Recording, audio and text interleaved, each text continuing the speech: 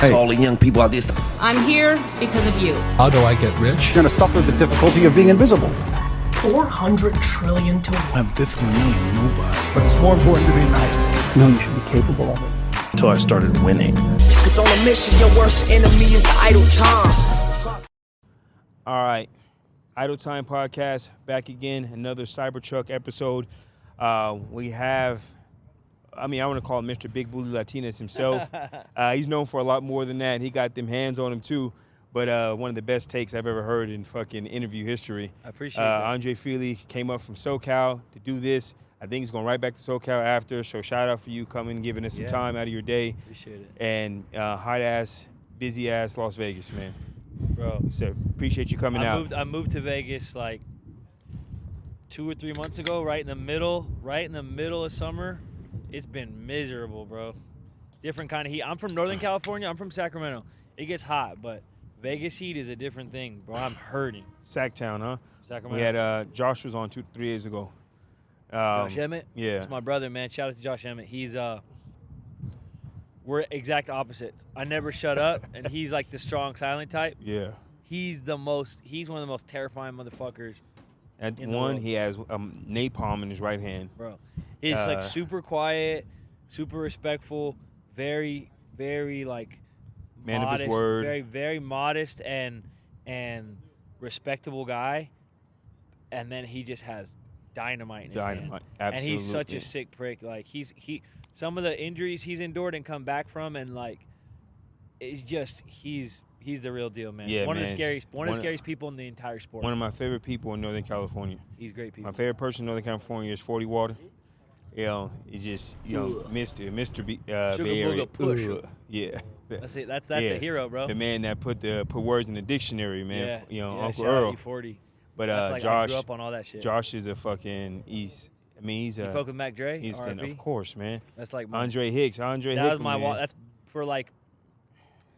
I've been in the UFC for 11 years now. Yeah. I would say, like 80% of my fights, I've walked out to Mac Dre. Yeah, I watch your fights, and that's the one. That's the thing that made me pay attention. Is it's just in the background. I'm like, okay, it's like the prelims and whatever, and then you hear like the fucking.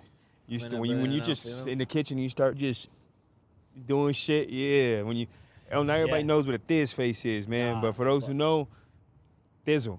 The ones who don't, y'all better figure some shit out and get your shit right. Bro. Look, snap your fingers and all that shit was cool, but it was nothing like the Thizzle. No, that Northern California, the hyphy movement was like a special time. Special time. Like LA had the crump movement and some shit. That South had the South. Yeah. But there was nothing like Andre, E40, fucking Keek the Sneak Federation. Yeah, fucking Mr. Fab and Team all the rest of them. Yuck Mouth, yeah. All them, the whole Bay Area is live, boy. Live. Yeah, Shout out Short Dog slept too. on, but there's some gold up there, bro. Look, the ones who know. And then the rest of y'all, we don't need you to know. We know when your first song comes out and it's ooh, dun dun dun dun dun. Yeah. Northern California is a special place, man. It's different. Y'all got a fucking lingo for your ass too, boy. Yeah, lingo. Everybody's like making fun of Beast Mode, Marshawn for the way he talks. I'm like, man, that's just a yay. Yeah. That's just you call it Vallejo's, people call it Valley Joe. Yeah. There's a dude out of Vallejo right now, LaRussell. Mm-hmm. He's like bringing the hyphy shit back. Hell yeah. But it's like conscious. And yeah. he's like deep. Like it's hard at this age. It's hard for me to hear someone rap like conscious bars and not sound corny to me. Like if I'm listening to hip hop, it's gonna be some fun shit. No, shout out LaRussell. But LaRussell is one of the few people that's rapping, and he's rapping real shit, and you're like, it's actually dope. You can never let down you. Yeah. Yep. You what he said? Pick that shit up. Dust that stuff off your shoulders, bro. He said you the closer. Bitch, it ain't over till it's over. LaRussell's fire. Till it's over, and he's in the backyard with everybody singing lyrics. And then there's a dude, Rex Life. Rex Life? Rex Life. He's a Bay Area guy. He has a cool. I haven't heard much from him. There's a song called Fiji. You should listen to it. It's cool little. It's kind of like a conscious rapper, but at the same time, it's the Bay Area. Yeah. So it's only two that are like new style people that I listen to. The rest, you gotta listen to the old school people. Yeah. But shout out to the Yay. So it's good to have a Yay area. NorCal and SoCal coming coming in the same podcast. We could be into one of your last fights. I'm an honest guy. Yeah. People ask me if I was gonna tell you to your face. The Cub Swanson thing. It can be biased because I fuck with Cub, and I got a guy who goes to his gym and the whole bloodline thing. 2 people that train out of his gym. I thought he won. Really? Obviously, my thoughts are, my Idle Time is called Idle Time Podcast. But what the fuck do I know? That's the name of the whole thing. Yeah. So what the fuck do I know? What was it that you thought he? Why do you think he won the fight? From aggression? Maybe from walking because forward? it was the pressure. Pressure. I mean, you guys were about even for the fight. When you caught him, you caught him. Like, Yeah. no, you fucking caught him. I was there live, so again, live might be different because I'm seeing from the top side, and I never watched it back on TV. But when they gave you the decision, I was like, When I was in the cage, I felt pretty confident, and then I saw on Instagram, I saw a lot of people saying that I won, and I saw a lot of people saying that he won, and I was like, man, it didn't feel that close when I was in the cage. Sometimes it feels different in the cage. When I went back and watched the fight with him and I still felt like I won. I'm a pretty hard critic of myself, but I think I landed the harder shots. I think he did a good job pressing forward. He was real aggressive, but I controlled the range. I pinned him on the cage. this is all true. I landed shots in the clinch. He actually landed a couple good knees in the clinch at one point. But I landed the harder, cleaner shots. I wish I I would can give you have. the harder, cleaner shots for sure. 100%. I wish that I would have. I wish that I would have not let him press so much. I was playing Matador. He was the bull. I wish I would have met him in the middle a little more, but I knew that I was laying the harder, cleaner shots, and as soon as you invite chaos in with Cub, he's better. The more you stand and trade, the better Cub is. If you watch the exchanges, the more fucking insane, the more chaos you invite into the exchange, the better Cub is. I mean, he has a Hall of Fame fight because of that same concept. And so for me, I had to sort of check myself because I love fist fighting, and it's easy for me to get pulled into that slugfest because I love putting on a show, and I had to really check myself and stick to the game plan, slow him down with the takedowns, control him in the clinch, be the bigger, stronger guy, and then land shots from the outside. I rewatched the fight. I was very unhappy with how close it was after the fight. After I went back and rewatched it, I actually felt pretty good about it. He's a veteran, and he's really hard to fight. He's got the most awkward timing. He's got great pressure. So the way he lunges forward is like unorthodox. Unorthodox. But then yet it will catch you and then be like, fuck. He's a veteran. Yeah, but his he's a timing fucking is legend. so weird. I never felt like I could find You're my a young flow. legend in the making, but how was Thank it when you. they first booked a legend for you like that? Just be able to go in there with somebody who's been around for so long. Certain fights, like I'll fight anybody, but out of respect for my coaches and trusting them, if I get offered a fight, I send the name to my coaches in a group chat, let them kind of tell me what they think, and I trust them and they respect their opinions. When they offered me Cub, I didn't do that. They said, you want to fight Cub Swanson on June 29th? I just said, yes, I do. Yep. And then I told my coaches we're fighting Cub because it's one of those fights. Like, it's a legacy fight. It's a legacy It's fight. an honor There to you fight go. a guy like that. It's a huge feather in my cap. I thought stylistically we matched up well, and I knew it would be a good fight. It was a great fight. Yeah, it was a fucking great fight. So yeah, I was immediately excited and agreed to the fight. And I would have liked to get the finish, but he's tough, and man, I never felt like I could find my footing. He did a good job. He has this real awkward, he trained offbeat well. rhythm. He trained hard for that fight too. So to finish him, I think was gonna be a tough one. I didn't feel like I could find a rhythm with him. There was no rhythm. He dances to his own beat, and you can never pull him out of that. He's a veteran. He's a fucking legend for a reason. Yeah. So yeah, I was excited to fight him. I was honored to get to do that and share the cage with him. And I know people said I think I probably saw 60-40, 70-30 when I was scrolling through Instagram after the fight. After the fight, you're laying in bed, you can't sleep.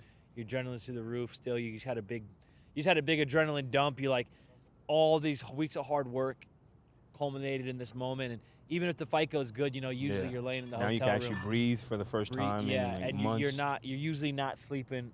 You're not going to sleep early that night. So I'm laying in bed. I'm scrolling through Instagram. I would say 60-40 me, 70-30 me. Maybe that's biased because it's my Instagram feed. But, yeah, I was like, damn, maybe it was closer than I thought. And I went back and watched the fight. And, it was a competitive fight, but I'm pretty happy. I feel To be pretty fair, I confident. haven't gone back and like really watched it. Yeah. And again, I try not to be one of those dudes on the outside giving you motherfuckers their opinion about the inside. I hate people who do too much of that. Now, I'm not crazy. I know, enough what I'm talking about. I've been around fights. Yeah. I've watched enough time. I've been around fighters. Yeah. So I'm not like complete novice, but I try to leave my fucking opinion out of it. But again, I'm probably biased as well. Yeah. Right? And then, I mean, we from all what I have saw, we all have our biases. Like, yeah. it's part But of maybe it. if I go back and watch it, I'll see something. But I'm the most biased. If I'm watching a fight and my teammate's fighting, I don't give a fuck how the round went. I'm like, yep, we're up 10-9 at least. I'm like, yeah. people are like, I don't know about that. I'm like, nah, if he's got fuck it, he's that. got it. Fuck you, he's got it. That's Yeah. my boy. He's got it. So, But he might need to knock out a third round. yeah, right, exactly. Just in case. I'm I mean, but that's a fucking team. And what are we supposed to say? Yeah. Like, what are you supposed to walk in assuming you lose everything? The fuck? Nah. Like, what's the other option? if my homie's fighting, my homie could be a fucking 100-1 underdog. Yeah, you're putting the riding money, my you boy. putting the I bank don't on your care. guy. You have to be biased. Yep. Tribalism is survival at some point. If you're my teammate, hey, Yeah. can you fucking keep it down? Tribalism is survival. You gotta ride. Yeah. Ride I with the mean, boys. you're only as good as the company you keep, right? You're the So, average of yeah. the company you keep. If you keep a bunch of dogs around you, then you understand what you'll be. Speaking of company you keep, how'd you get with Iridium? I've been with Jason for a long time. Yeah, I've been with Jason for a long time, and Jason is not just a good fight manager, but he's a good dude as well, and that's family, man. I love Jason. Yeah. Good shit. Iridium is I know a lot of people say that you shouldn't like do business with friends and stuff, but like I disagree wholeheartily, and I only want to do business with people that I actually like and can trust. Mm-hmm. Like I don't give a fuck how good you are at negotiating contracts or whatever. Like I only like working and being around people that I actually fuck with, Yeah. that I can trust, that I can know that when I'm not in the room, they have my best interest. You know what I mean? Like I'm the type I of person completely like agree. If you can find people like that, it's just finding them is the hard part. it's hard, But especially in certain businesses.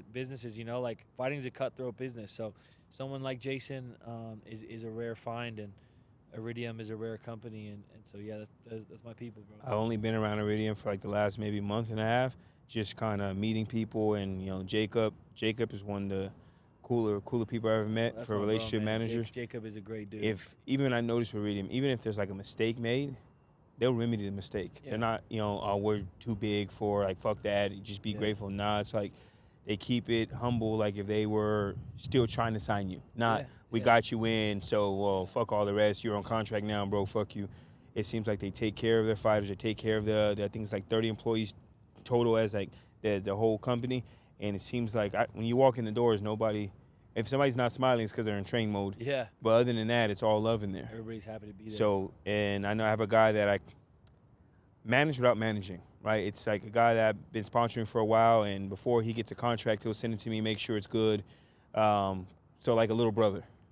And we got him with Iridium. He's known Jacob for a while and Jason for a while, but he was with a manager that's kind of like a fucking, not a rival, because a rival, you got to be able to compete, but a person that they don't fuck with. competition. And I told him, like, yo, if you don't see you're going to be with your manager now in the next year and a half, and yet the UFC starting to call, you got to make a decision. You got to make it now. Yeah. I was like, you can't, like, go into a UFC with your management part not knowing what the fuck's going to happen. You got to, like, your house has to be in order. For sure. And if your house has to be in order, you call Jason House. Yeah. So there we go. That's a new fucking slogan. I like it. And a week later, had a meeting, and the rest is golden. And he's happy. They're taking care of my guy, They're good people. young kid, and he's ready to go. Yeah. When it comes to Andre Fili, we know the area. We know you like Latinas. Yeah. What else? What is something about you that most people don't know? We're obviously addicted to tattoos. We get that, man. We get it. Fuck, not addicted. Just in over my head. The only way out is through. So I just gotta keep going till I run out of space. I can finally be done. I don't know. What's bring I'm a us pretty- on 8-year-old Andre Fili. I'm a pretty to open now. book. I'm a pretty open book, man. I like tattoos. I like Harley Davidson motorcycles. I'm a huge comic book nerd. I read a lot of comics. I have a room in my house just for comic books, and like my office in my house is just Comic books. and every PlayStation I've ever owned. I got my PlayStation 1 from when I was 6 years old. I still have that PlayStation 1. Okay, so debate. PlayStation 1 best game is Tekken, huh? Or what you think? Tekken? Yeah. Tekken 3. Tekken 3? Tekken 3. To me, that's the best PS1 game. Tekken 3 or Tony Hawk's Pro Skater? Pro Skater. Pro Skaters. Well, it depends. To me, it is. But now, the people that didn't grow up with it wouldn't know. But Tony Hawk Pro Skater has the best soundtrack, I think, Best as a soundtrack. kid in the world. A lot of people's music taste now is highly influenced by Right. the 7 songs on Tony Hawk's Pro Yeah. Skater 1. It was the greatest shit ever. Yeah. It got me into skating. How old are you? I'm 33. 33. I'm 34. So yeah. 34, same right yeah. there, Got me into skating. And I fucking picked up a board. I had a Chad Muska board. Attaboy. And fucking DGK loved Chad board? Muska. So, and then my board snapped. Well, it got snapped. Fucking neighbor of mine didn't think I was paying attention. Saw a car backing out. This little chunky Mexican dude named Perry. I never forget it. And he like kicks my board underneath the way. car. Snaps. And he didn't think I saw it. And I said, I'm walking towards him. I'm like 9 years old, 10 years old. I'm gonna fuck this kid up because we can't afford a skateboard. I stole that skateboard from somebody anyway.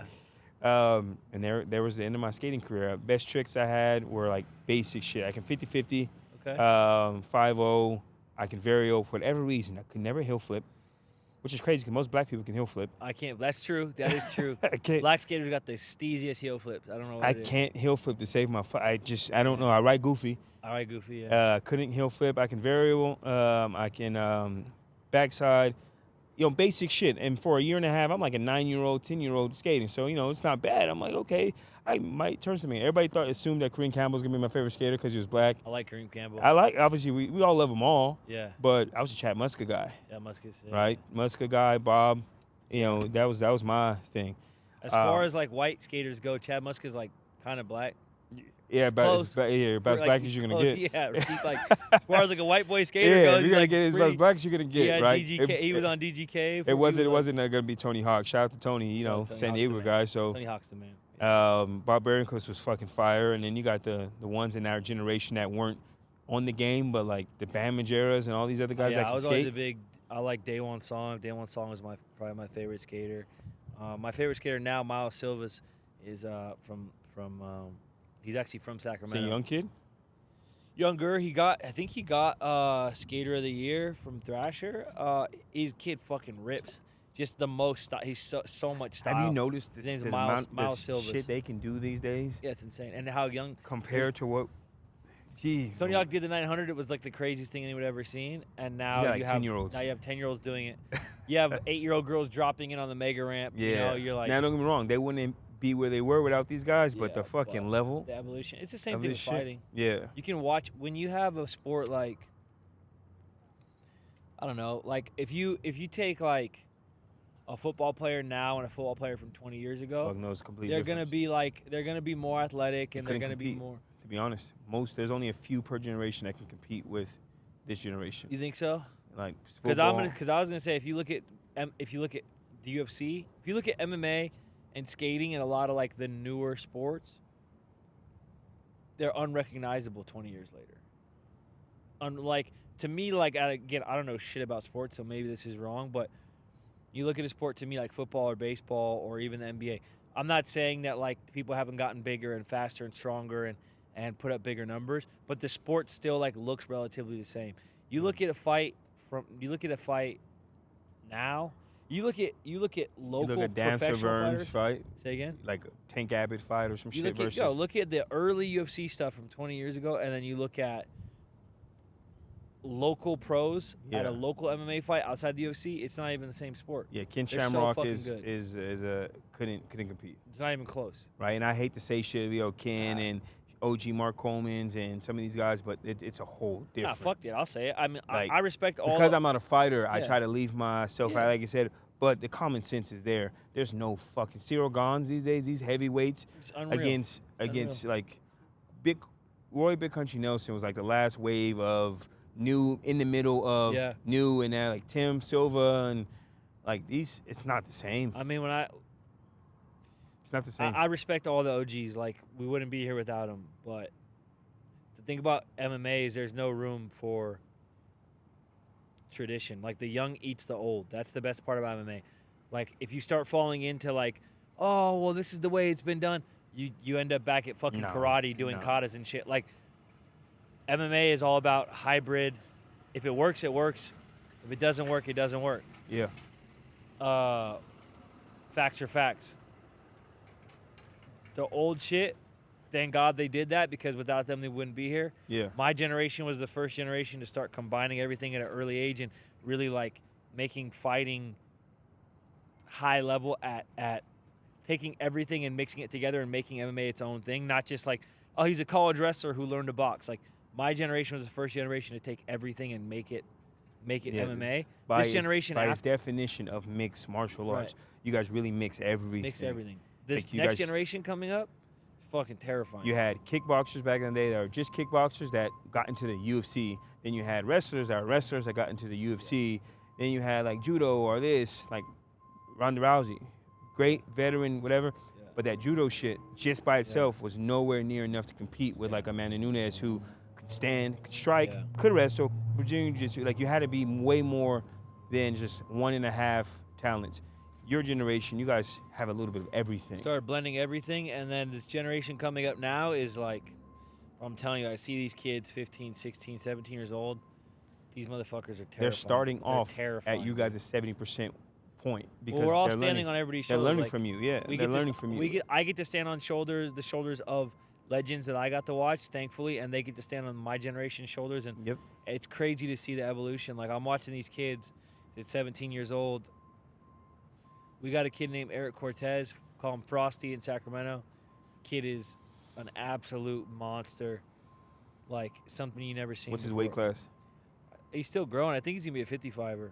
Kid's, I mean, I've watched him since he's 15. Now he's 18, maybe almost 19. Kid's a monster. Kid's one of the best wrestlers in the country. It's one of those. He's a shoo-in. It's just time. He's one of the best wrestlers in the country, and he's been training with UFC fighters since he was 15. Yeah, he's gonna be a fucking problem. The monster. I was training at Classic with one of my striking coaches, Tyler Wombles.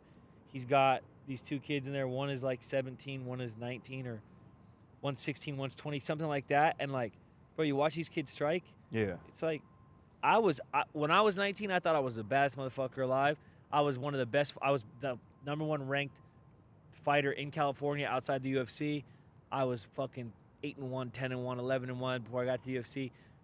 I thought I was the shit. These 19-year-olds would beat the shit out of me. You take 19-year-old me, best MMA fighter in California, you take these 19-year-olds now. Number 5, number 4, and they take you. Dog walk me at 19. Like, bro. And you're a confident dude, so for you to say that means these guys are out here. It's just the fucking. It's just the. That's the beauty of MMA. Is it's like it's brutal. You can't plateau. You don't, bro. You never get to stop evolving. These kids. I can feel them behind me. I'm like, I can feel them chasing me down. Like, I have to keep getting better because this motherfucker's a decade younger than me, and he's doing shit that's really high level already. You know, and that shit. It's exciting. We were talking about that on our last interview. The few fighters that are like veterans that for whatever reason not whatever reason, I mean it's work, they really still make adjustments, and one was Max Holloway and another one was DP. Like they do get two better. Of my favorite guys to watch. They get better every fight. And after 50 plus fights, man, it's hard. You are stuck in your ways, but they will make adjustments the best they can. Volk was like that. So I would love to see Volkanovski come back and see, because he was getting better and better every fight. You couldn't think he would beat Max Holloway better than he did the first one. Yeah. Because Max gets better. Yeah. So when it's like, oh, it could have been a draw, or this one could have been Max, and then you get to the point where you dominate Max Holloway, which has never been done short of Volk. And it's like, damn, that guy really was just getting better and better and better. But now when the target's on your back, being a champion so long, I'm guessing people are like watching everything you're doing, and you're not watching everything they're doing. They catch up fast. Styles make fights, Absolutely. Styles make fights, and people are on different trajectories, and you have to just always keep trying to get better. You have to just keep trying to grow. You can't get stuck in your ways. You can't be can't be sedentary. You stop moving, you die. You know what I mean? It's Absolutely. Like you have to keep getting better and keep getting better. And I mean, I think that about myself. I think, can say You're definitely getting better. I feel like I'm still growing. I've been fighting for 20 years. Like I've been training or in the gym or on the mats in some way for 20 years, and like I'm still growing because I surround myself with young fighters. I surround myself with. I'm a good MMA grappler. Like I'm gonna go to Austin and train with Danaher and New Wave and get my ass kicked by 19-year-old competition blue belts, and like I'm gonna spend a week getting the shit beat out of me by jiu-jitsu specialists because like that's how you beat grow. up in the gym. You can avoid it in the octagon. Yeah. You want your hardest times to be in the gym, not in front of 20,000 people. Sweat more in peace, bleed less in war. There we It's go. Like So you have to grow. You have to be growing. as a confident guy, as a guy's been around 20 years, obviously we talk about these young guys coming up. You took a loss a couple of fights ago. Can you walk us through like the mindset of how to bounce back from that, and not just bounce back against a legend and win? And because I've met some UFC fighters, like, man, after that I would have to take a year off after like some shit like that. You bounce right back. Hits hard. Danny Gay hits hard. Dynamite Dan is what his name used to be, right? Before he changed to 50K. Dynamite Dan, that motherfucker cracks. And I actually have a lot of love for Danny. He's a great dude. Didn't really want to fight him, man. It was like a 2-week opportunity. You have to. Don't fight. You're don't coming eat. off of a win. Coming off a win, like I need to get paid. I got to pay my mortgage, just like he does. And if you win that fight, your career trajectory is huge. It's crazy. Huge. And I think I was winning the fight before I got caught. It's like we gotta fucking play the game. You have to be willing to bet. You have to be willing to not only bet on yourself but to double down. And it didn't go the way I wanted, but like I wouldn't, if I could go back, I would still take the fight and I'd roll the dice again. Like 10 out of 10 times I roll the dice because 50K Ige is like a gatekeeper at this point, right?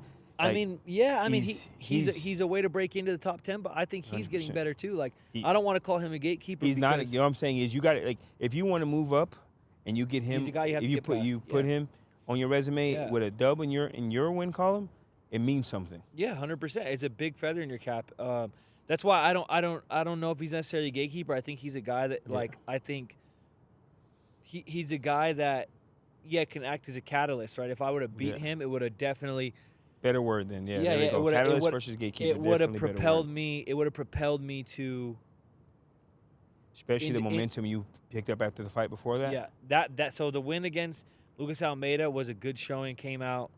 I was there too live, man. Good to see you. Say again. I've seen your last 2 fights live. Yeah. No, 2 of your last 3, and it's much people. If you guys watch him on television, he's way better live. I promise you, he's better live. I appreciate it's that. It's exciting, especially with the Bay Area music coming out, I appreciate that. I think for me, the bouncing back was just you have to have the self-belief. If you're going to be a successful fighter, you have to have a self-belief that borders on delusion. Mm-hmm. You're like, I don't give a fuck about anything that happened before. Every round is round one. Like, you could beat my ass for 20 minutes. We go into minute 25. We go into the last 5 minutes of a 25-minute fight, or the last 5 minutes of a 15-minute fight, and it's round one. It's round one. It's round one. I'm ready to go. Like, I'm ready to win. I can come off of a big win. I can come off of a big loss. It doesn't matter. Like, I can come off of a big win or a tough loss. I still feel the same way about myself. No one could beat my ass. No one in the world could beat my ass. Until you do it, you can't do it. You can't. Yeah, like no one in the world could beat my ass. Like, and I believe that with my heart. And people listening will go, "Oh, that guy's fucking delusional. I've seen him lose." Fuck him. Fuck you. No one could beat my ass. Because that's how you if you want to be the best. You're walking in assuming you're gonna lose. You're fucked. Yeah, you have to be. What we do is crazy. You have to have a crazy level of self-belief. And to everybody else, it's delusion. Until you have fight night against Cub Swanson. Yeah. And then they hit you with I knew you could do it. I've always known, or you're so lucky, and it's like, nah, it's not luck. This is preparation. Everyone is so mental war with yourself. Exactly. Everyone is so shallow that they only give a shit about your last fight. Yep. So I knocked. What have you done for us lately? Yeah, I knocked the fuck out of Lucas Almeida. No disrespect. I had a great right hand. Shout out to Lucas Almeida. I had a great right hand. I knocked the fuck out of him. I get to do my dance and jump around, and I'm the man for 15 minutes. And then I get the shit knocked out of me by Danny Gay. And now everyone's like, nah, I knew it. He fucking sucks. He could have doused your flames real quick But that's how it works. Now, Now you come back and beat Cub. Everyone's like, oh, it's like people only give a fuck about. we've been your here the last whole fight. time, and it's like, nah. People only give a fuck about your last fight. So, if knowing that, it can't be for everyone else. It has to be for you. Yeah. And for me, it's like I still got a lot of things that I need to. I still got a lot of things that I'm gonna prove to myself and to the people who have been with me from the start, who love me, who care about me, and that's really who I'm doing it for. What's your walking around weight? 170. 170? That's Yeah, a good yeah. weight. So your cuts are not crazy. It's just I've been doing this so prototypical long. cuts. I have it down to a science. I feel great. Like, and especially with the UFC PI staff, Yeah. like they help so much. Shout out to Charles, the nutritionist. He's those guys are mad scientists over there. Good shit. Because I know, obviously you've been around fighters. Some people cut so much that it affects the fight. But nah, because I'm looking at you, and you're a big ass dude for your weight class. I appreciate it. I'm Samoan, And- bro. Come on. I mean, you're a big dude for your weight class. I got one of my guys that fights. He fights at 135, and he's not a bigger guy for 135. He might walk around maybe 156.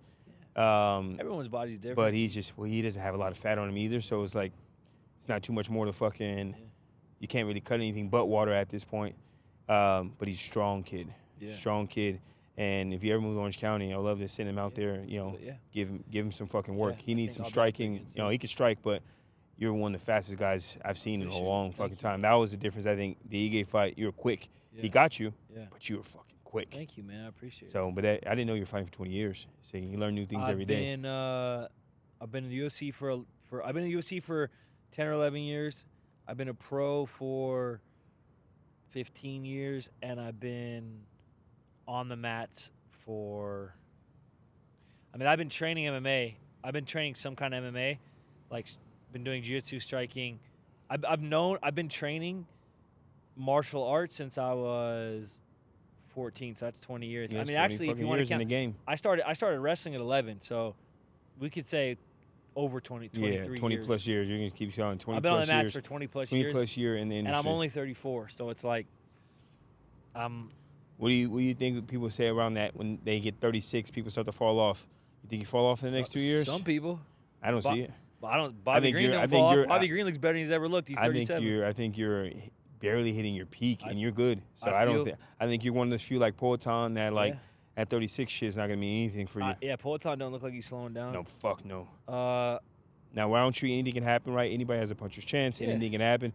But even if he lost, let's get real. How many other people can really beat him? That check hook is exactly what is advertised. I love watching Poetan fight, and I love seeing guys like Poetan or even Dustin Poirier still fighting at a high Yeah. level. All these guys.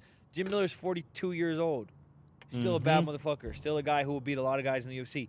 Maybe he's not in his prime. Maybe he's not going to be go win a world title, but he's got a lot of good fight left in him, and he's still putting on great Shit, fights. Yoel Romero started at like 33 or 34 or Right, some shit. You know what I'm saying? It's like one to keep your everyone's body different. together too. Everyone's different. It's all about how you take care of yourself. It's all about, I think a lot of it is mentality. You talked about skating earlier. There's a saying in skating, and I think it applies perfectly to MMA. You didn't stop skating because you got old. You got old because you stopped skating. Mm-hmm. Like you didn't get old and stop fighting. You didn't stop fighting because you got old. You stopped fighting and then you started getting old. You stopped rolling. You stopped moving. You stopped Conor taking care of your McGregor's body. that took the couple of years off, and Yeah. you just let age catch up to you because you didn't keep your body young. Yeah. You didn't keep your mind young. And that 2-year gap is a big gap in fighting with the science. And these people, 2 or 3 days in the gym every single day, and then you have to It come compounds. in. You come back and you're fighting a guy who's been in the gym 900 times since your last fight. That's a lot of 900 times versus you just trying to jump back into camp. That's Yeah. a dangerous game you're playing. I'm wondering. I'm excited to see Conor get back. I think he'll come back. That left of his is that left, right? It's never going anywhere. People forget because he's a rock star, he's a movie star, like he's got this big personality and he's polarizing. Conor was beating people the fuck up. That motherfucker can fight, dude. Yeah, he was beating people That up. motherfucker can fight. It's not. He's got one of the best left hands, pull cross. Yeah, it's one a of the whip. best drop It's step like a left hands fucking whip. ever. He But can use both legs. he kicks well, moves well.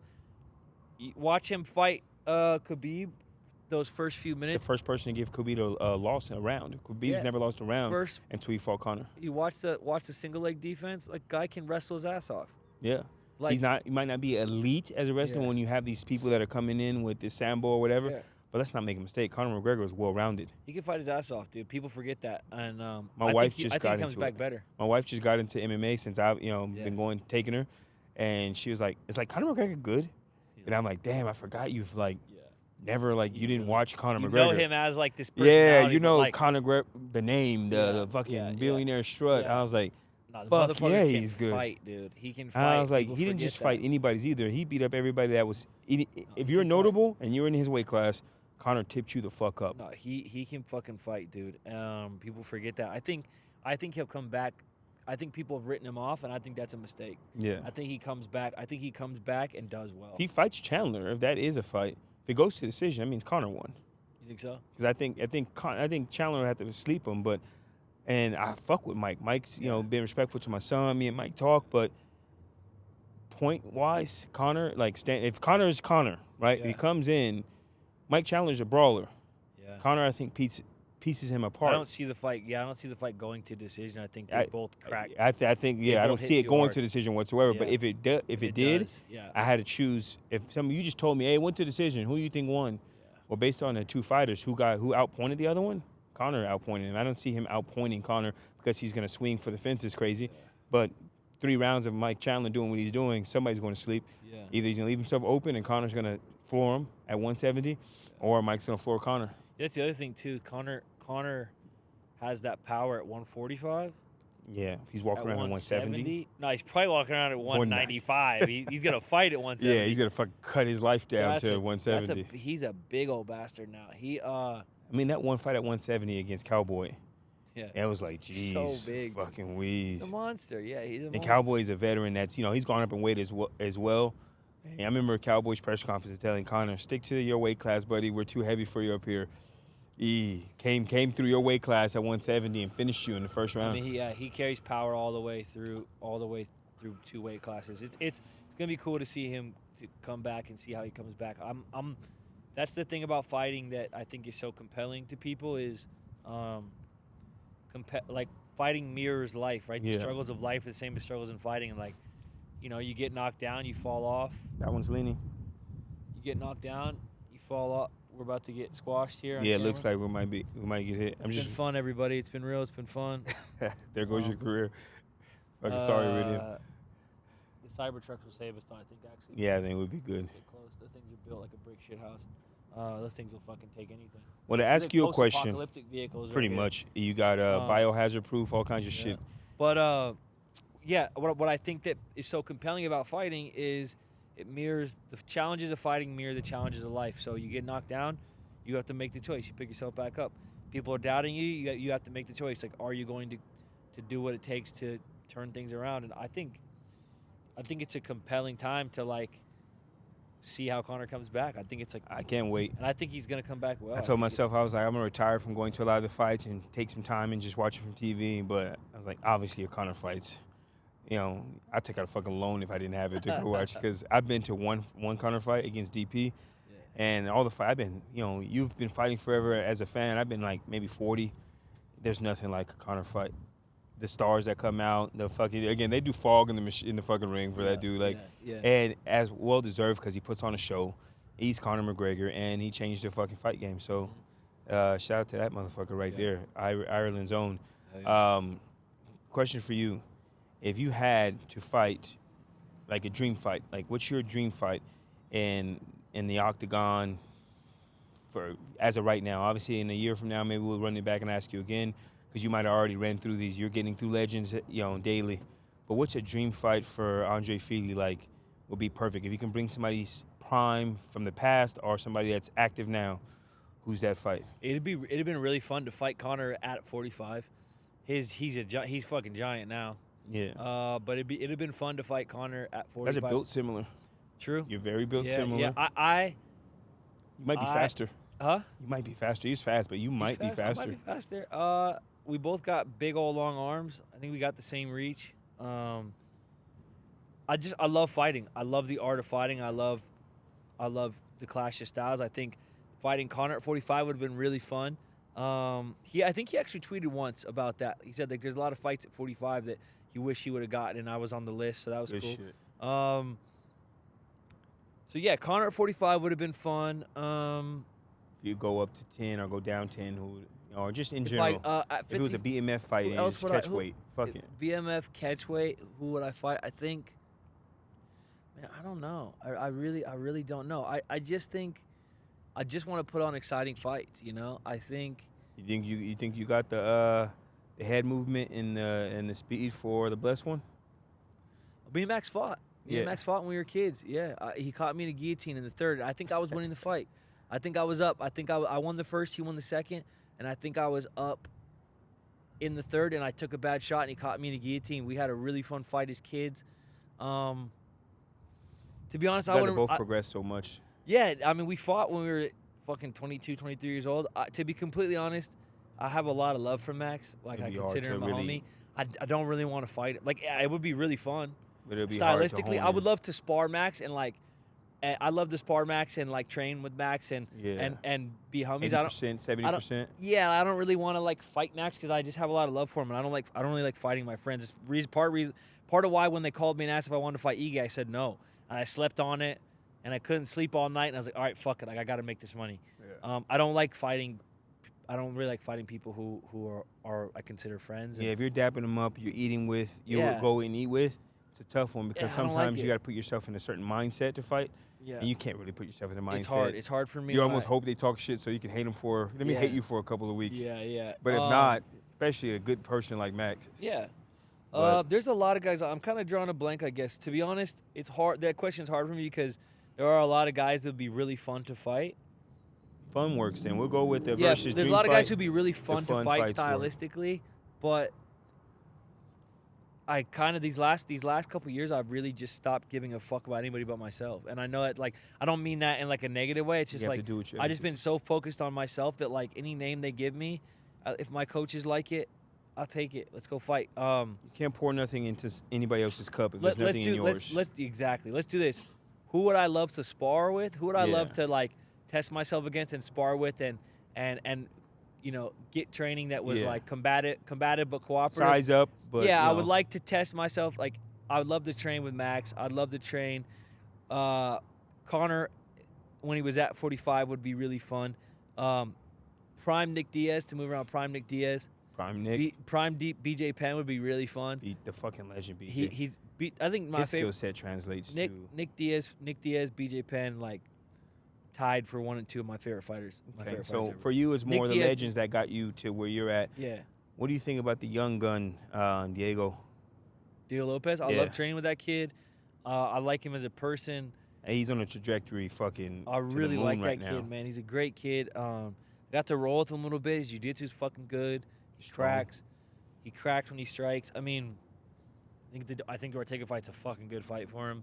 I'm not biased, but it's a tough one for me. Whatever reason, I can't bet against T-City on this fight. And You're I a don't- SoCal guy. I don't. It's not even. I don't even like LA. Just Who does? who's on, like, you see T-City's resume, and the dude finds a way to win. I think when you have that type of submission skills, Yeah. you always, they always say puncher's chance, right? Everybody has a puncher's chance. When the dude can tap you out from almost any fucking position, Yeah. for like if a betting odds. Got choker's chance. Yeah, choker's chance. Like the betting odds, it's like, I don't know. Diego's on a fucking tear right now, and I think he's gonna be a lot for T-City, especially if T-City, he has mental shit he was going through for the last couple of years, Yeah. family shit. So if we get old school prime T-City, dangerous for Diego, but submission, a choker's chance. Like he's such a great person. I just think Diego's jiu-jitsu's so good. He's not gonna fall in any. I don't know, man. I think Diego. The experience of T-City, I think, might edge out Diego's strength. But again, it's youth versus experience. It's a classic battle. Yeah. yeah, I think. it's tough.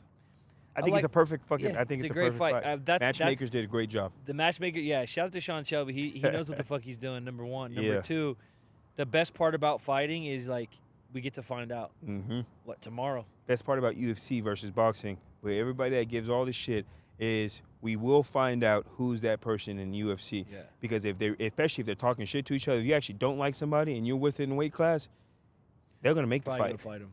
you're gonna make the fight. So you got to watch who you talk about. Yeah. Like I've seen power slap guys, different sport, online talking to each other. I'm like, you could tell they're new in any type of combat, anything. I was like, because you guys, such a small world, especially power slap, you're gonna run into this person sure. and their family.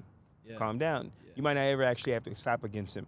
Boxing, people talk all this shit, but you control your own career, right? You don't have to fight anybody. Everybody's undefeated in boxing. Everybody's by the time undefeated. guys fight, it doesn't really matter. They fight because they need money at that point. By the time Mayweather and Pacquiao fought, it was like 5 years after anybody really cared. Yeah, and we still gonna watch it because we have to watch it. Yeah. But we would have loved to see it. And to be honest, I think the Mayweather Pacquiao is the same result. But either way, it's hard. I hate having to say but. Right? It would have been fucking great to watch him. UFC, you motherfuckers are gonna fight. Yeah. You're gonna fight, and if you don't get a fight, it's because there's so many other matches to make. Then you didn't get the fight. But Sean Shelby, shout out to fucking Diego and T-City. That's a fight for your ass. I'm excited for A that. veteran versus a young gun. Both they both can submit from multiple positions. One's a little bit more, I would say, normal at it, which is T-City. He's just fought the veterans. He's fought everybody. And he's competed really well against everybody. So I would love to see you and T-City. T-City be a fun fight. I like Brian Ortega. He's always been cool. I got a lot of respect for him. I think it'd be a really fun fight too. Yeah, there's a lot of guys at 45. Like, I think it'd be a fight of the night too. You and there's T-City. a lot of guys. Me and T-City would put on a show. There's a lot of guys. His chin is there, and you would touch he's a it. fucking great fighter. Yeah, he's again all these legends, man. Yeah, there's a lot of guys at 45 that we'd put on a show. 100%. I'm gonna put this win streak together, starting hopefully December. I was gonna say, what's next for Andre Fili? Yes, get this win streak going in December, and maybe by mid 2025, we'll be having those top 5 fights that we're talking about. I'll be there. Yeah, I'm I'll excited. be there. Fuck yeah. I'll go watch because I think you're again, as long as you've been in UFC, sometimes it's a timing thing. Yeah. There's certain people retiring right now. I'm a late bloomer, dog. Yeah, hey, as long as you bloom. Exactly. Yeah, it's it. I don't care. There's 4 lanes on the freeway. Some people are on the fucking the fucking HOV. Some people are on the fast lane. Some people are on the slow. But if they didn't give you a time limit to a destination, as long as you make it. Yeah. As long as you're not on the side of the freeway, fucking car burning, or as long as you didn't get off the exit and turn back home, you're always there, and you're on a fucking tear right now. You're becoming a fan favorite. Thank you, brother. I appreciate it. It just took you talking about Latinas for Yeah. all of a sudden. All I had to talk about was butts. Yeah, that was it. But it was funny because we all agreed. Nobody can deny. No one is gonna argue big booty Latina. There isn't a person who doesn't love. What the big fuck booty made you Latinas. say that just randomly on a fucking press conference? I don't know. I just be fight saying adrenaline? shit. Here's the thing. Most of these dudes are very calm, reserved people in their life, and then they get in front of a camera and a microphone and they act crazy. Yeah.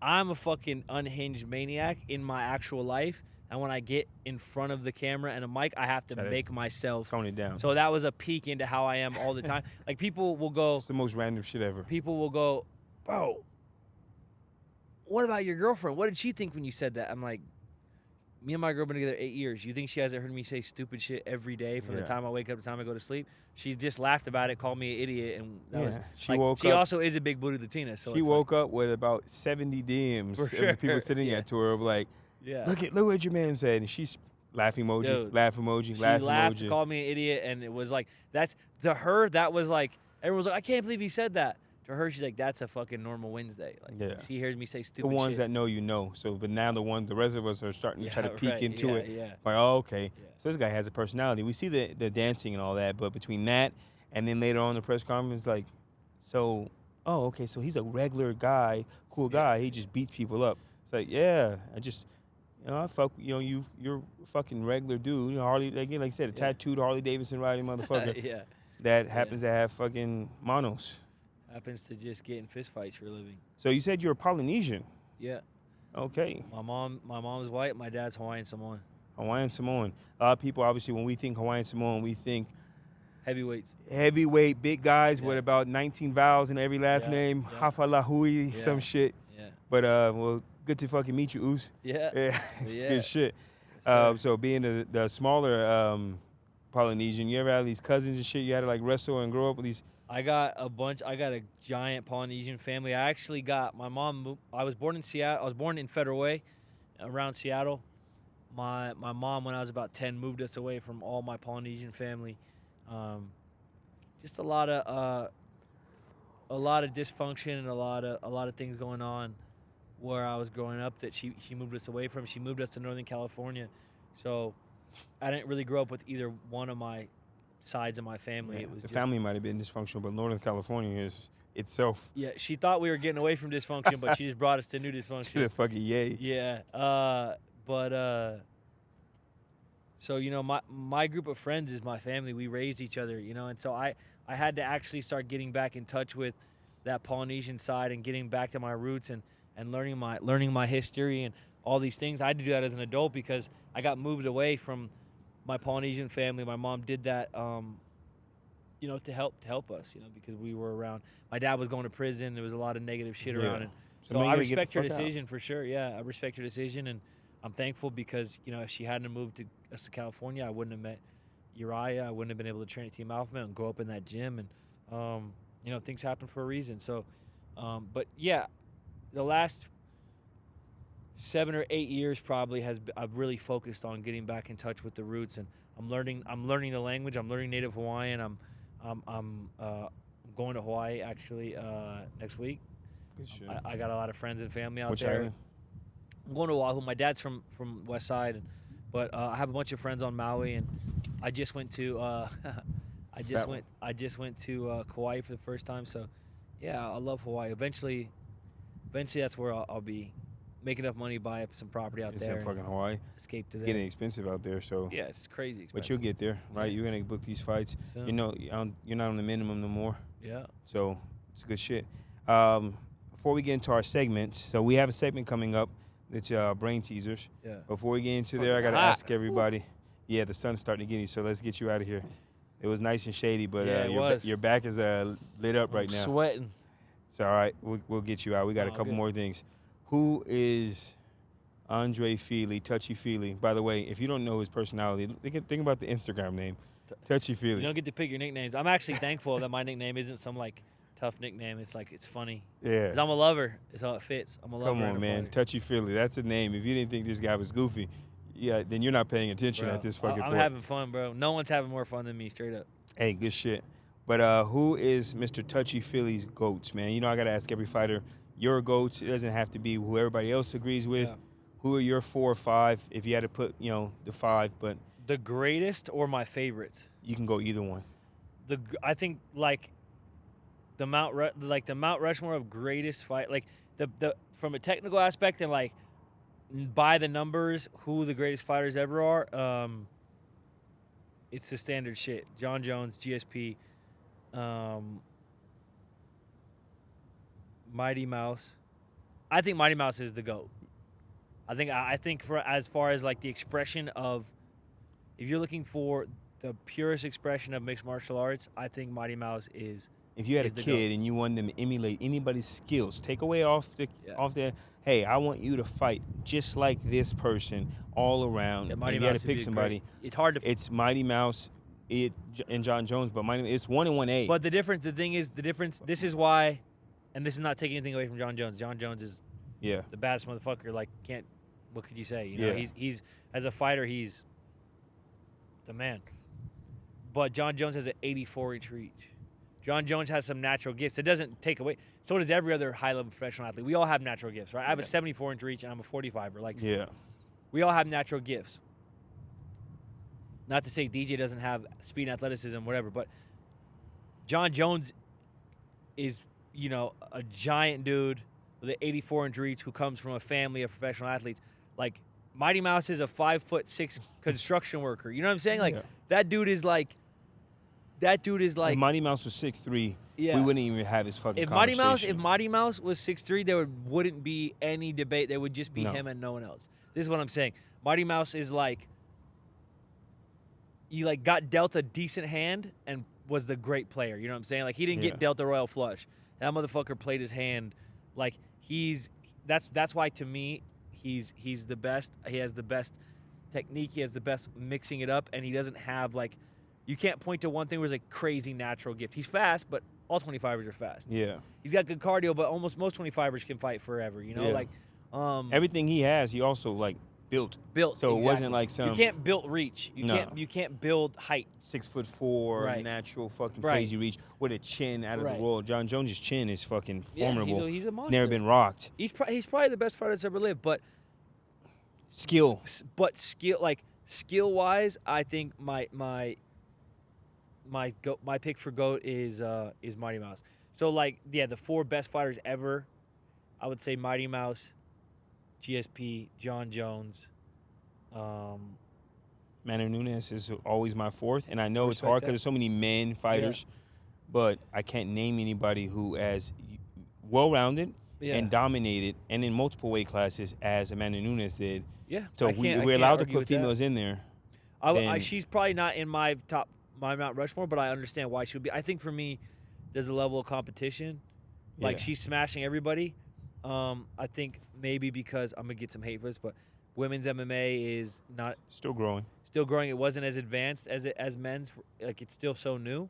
So I think in a lot of those women's weight classes, it's like 2 or 3 monsters and then everybody else. And she beat up all her monsters. She right? did. Hey, bro, what the fuck Like do I I know? said- She's what, triple weight class champ, double weight class champ. Double weight. If she wanted to be triple, she could have. Yeah. If they had one more above her, she could have went. And she felt like cutting, she would have won at Yeah. 125 too. She's the real deal. So I Yeah. get that. As far as She's on the bubble to me. Like obviously, once you name the men that had to go through it, if you're known by dominance and just as good as it gets for their competition, again, that's why Mighty Mouse. Like, if if he could go up each weight class, to me, he'd be the best at each weight class if he was there by skill set wise. I also sorry.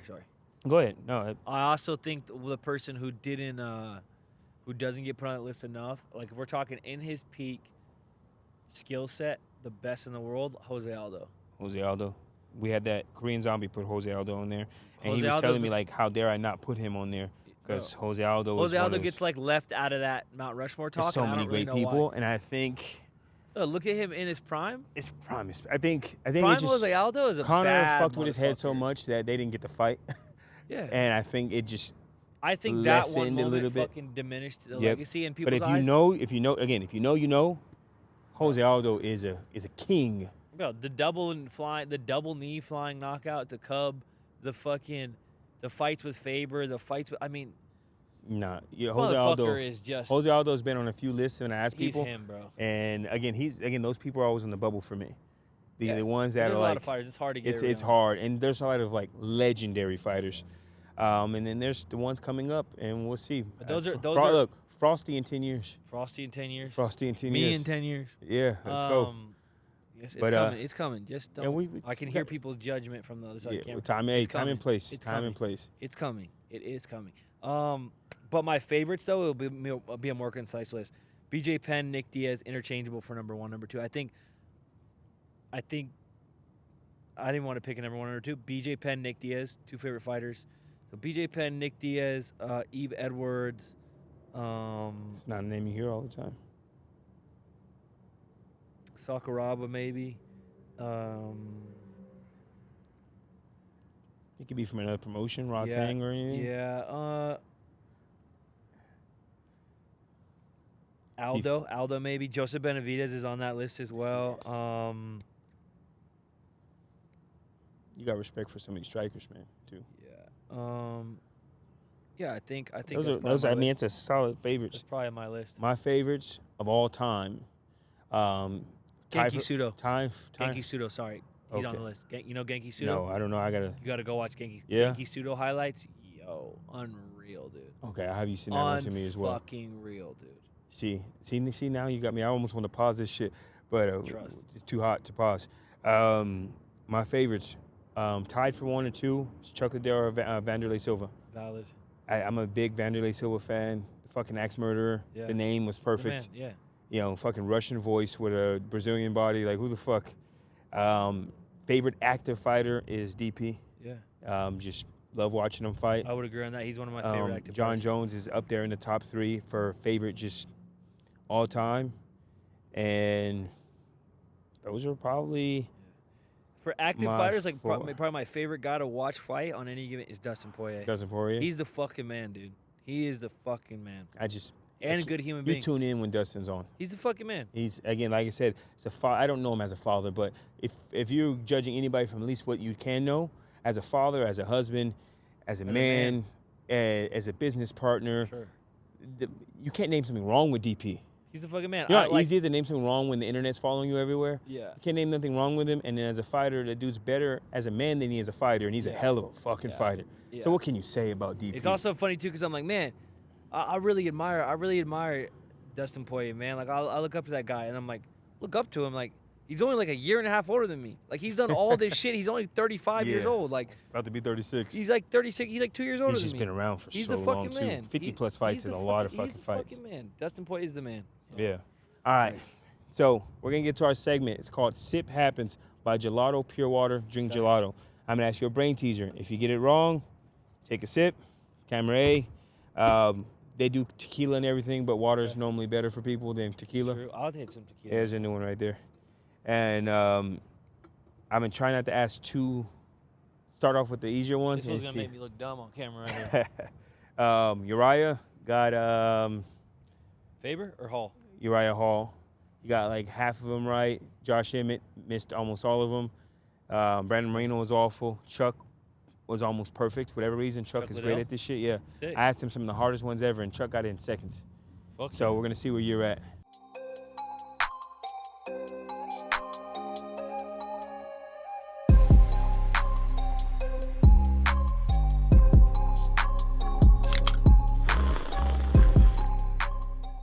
All right. So, first question, Sip Happens for Andre Fili. Christina has 5 daughters. Each of the daughters have one brother. How many kids does Christina have? Christina has 5 daughters. Each daughter has one brother. How many kids does Christina have? 6. My man, I'll take a sip. Good shit. I'm going to take a sip because it's hot, but. All right. This one is mid. What goes all around the world but never leaves the corner that it's in? What goes all around the world but never computer? No. Internet? A stamp. Take a sip. These are easy ones.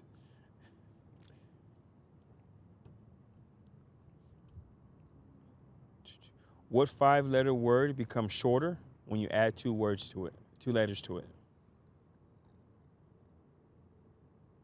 What 5-letter word becomes short when you add 2 letters to it. short? My man. There you go. I think Josh Emmett got that one horribly wrong. Yeah. What did he say? I don't know what the fuck. He said something stupid. It was off. So he was bad. He was really Shout bad. out to Josh. He's Shout a out smart to guy. Josh. He's a smart dude. He's a college-educated dude. But the trick questions are just not. I'm not really good at these either, so we'll see how it goes. All right. So this one is definitely tricky for a question. How many bricks does it take to complete a building made of bricks? All of them. 1. To complete is the last brick. It makes it complete. Hence the trick question. See, these are the easy ones. All right. Let's go. To complete the last brick you put on. Okay. All right. Okay. All right. He's okay. Let's see. Since you're getting used to him, I got to ask something different. All right. There's 6 little girls, 6 apples in the basket. Each girl take an apple. How come there's still one in the basket? There's 6 little girls. Say it again. And there's 6 apples in the basket. Each girl took an apple. How come there's still one in the basket? 6 girls, 6 apples, and each girl took an apple. Mm-hmm. But yet there's still an apple in the basket. How Is can there there be an apple outside the basket? Nope. So all the apples that are in the basket, and there's 6 of them. Yep. And, then there's 6 girls, and each Girl girl took an apple. Yep. How can there still be one in the basket? Chuck got this right in 2 seconds. Threw me the fuck off. They shared an apple? One girl took the basket with her. If you take the basket with the apple in, there we go. See, same thing I said when I first heard it. The fact that Chuck got that right in 2 seconds, though, was crazy. Last one. When I was 4, my sister was half my age. I am now 64. How old is my sister? When I was 4, my sister was half my age, so he's 64, his sister's 62. There we go. Yeah. Most people get that wrong.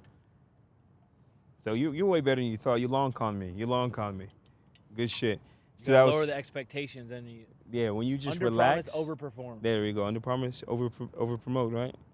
Yes, sir. So, all right, that sip happens with Andre. He's probably the second best after, not probably, you are the second best after Chocolate Dale. Yeah. Now, I didn't give you the super hard ones, but these ones everybody else got wrong all the same. Yeah, let me see. So, this one's a little bit harder. Well, for you now, it might not be.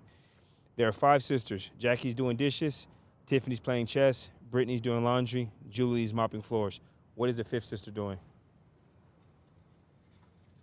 Say it one more time. There's 5 sisters. Jackie's doing the dishes. Tiffany's playing chess. Brittany's doing laundry. Julie's mopping floors. What is the 5th sister doing? I wish I could read it. Tell me. I'm gonna have to ask you. You got to say it a couple times. You can read it. No, if you it's wanna all right. read It's okay. I don't have the answers here, just in case somebody reads it. There are 5 sisters. Jackie is doing dishes. Tiffany's playing chess. Brittany's doing laundry. Julie's mopping. Oh, the other sister's playing chess with Tiffany. My man.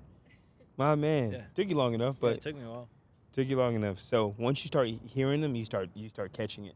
It's all about, there's always one word in there and phrasing that changes everything. But shout out to Andre Fili for being one of the only fucking people to get this right. And one day, I know you walk around sometime, I think it was Full Violence you did the whole thing. You should do this one day, like walk around doing trick questions and give away prizes. Yeah. I think I'm going to do it later on in the strip because sponsored by Gelato. By the way, we have a gift bag for you. Thank you. This water's good, too. I don't know if you partake in cannabis or not. Yeah. But From Northern California, I mean, to each I don't his not own. partake. Either way, like if you were to come to the interview in Lake Elsinore and Riverside, I take you to the fucking dispensary. They give you a basket and you just fucking. Dope. It's like $2,000 worth of shit. Yeah. But they sent you guys with a gift basket or a gift bag each, some cannabis, some bombs. Oh yeah. Shout out to Gelato for taking care of the fighters. Sir. We're gonna wrap it up and Yeah, get you the appreciate fuck out of the sun. I Yeah. appreciate you stopping Yeah. by. Appreciate you, dog. Thank 2 you. months later or 2.5 months later after we did it. talk. But We hey, did as it. long as we get it done, Yes, we'll sir. get it done. Appreciate it. Fuck Thanks, with you homie. long term. Yeah.